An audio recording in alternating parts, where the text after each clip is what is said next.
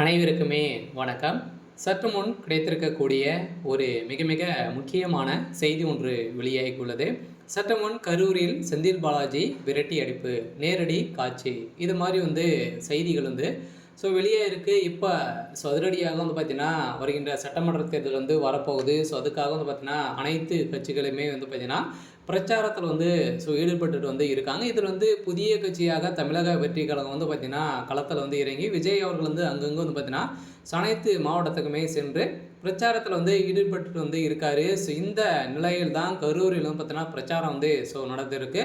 இந்த பிரச்சாரத்தின் அடிப்படையில் விஜய் அவர்களுக்கு ஒரு மிகப்பெரிய ஆதரவு எதிர்பாராத அளவிற்கு பார்த்தீங்கன்னா ஆதரவு கிடைத்திருக்கக்கூடிய நிலையில் தான் செந்தில் பாலாஜியுடைய கதை ஒட்டுமொத்தமாக முடிஞ்சிருக்கு. செந்தில் பாலாஜி அவர்கள் கரூர் கோட்டையாக இருந்த நிலையில் இப்போ அந்த கோட்டை பார்த்தீங்கன்னா உடையும் விதத்தில் தான் விஜய் அவர்கள் அந்த கோட்டையே உடைப்பாரா அப்படின்றத ஒரு மிகப்பெரிய கேள்வியாக இருந்திருந்த நிலையில் இப்போ அதிரடியாக மக்கள் வரவேற்பு ஒரு மிகப்பெரிய வரவேற்பாக விஜய் அவர்களுக்கு இருந்திருக்கு. இந்த நிலையில் தான் செந்தில் பாலாஜியுடைய கதை ஒட்டுமொத்தமாக முடிந்திருக்கு. இதை பற்றி இந்த வீடியோவில் நம்ம முழுமையாக பார்க்கலாம். அதுக்கு முன்னாடி நம்ம சேனலுக்கு இப்போ தான் நீங்கள் முதல் முறையாக வந்திருக்கீங்க அப்படின்னா மறக்காமல் நம்மளுடைய சேனலை சப்ஸ்கிரைப் பண்ணி சப்போர்ட் பண்ணுங்கள். வாங்க வீடியோக்குள்ளே போகலாம்.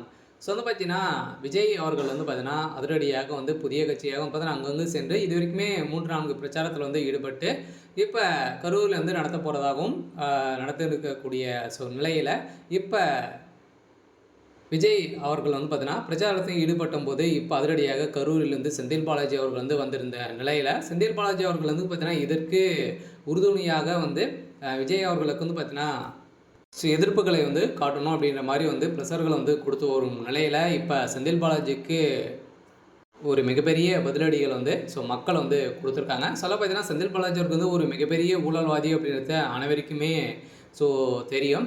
இந்த நிலையில் செந்தில் பாலாஜி அவர்களும் கரூர் கோட்டையில் விஜய் அவர்கள் நுழைந்திருக்காரு. விஜயுடைய ராஜ்யமாக தான் அங்கே கை வாங்க போகுது.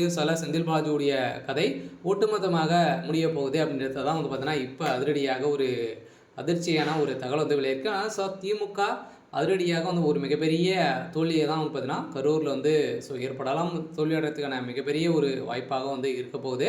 இருந்தாலுமே புத்தூர் இது வரைக்குமே விஜய் அவர்களுக்கு பார்த்தீங்கன்னா ஒரு மிகப்பெரிய ஆதரவுகள் கொடுத்துருக்காங்க. கரூரிலும் அதே மாதிரி தான் நடந்திருக்கு. இதனால் செந்தில் பாலாஜி அவர்கள் அடுத்த நாளே சென்றிருக்கக்கூடிய நிலையில் திடீர்னு செந்தில் பாலாஜி அவர்களுக்கு கருப்பு கொடி காட்டிய நிலையில் இப்போ சதுரடியாக செந்தில் பாலாஜியுடைய கதை ஒட்டுமொத்தமாக முடிஞ்சிருக்கு. செந்தில் பாலாஜி அவர்கள் விரட்டி அடிக்கப்பட்ட சம்பவம் பரபரப்பை ஏற்படுத்தியிருக்கு.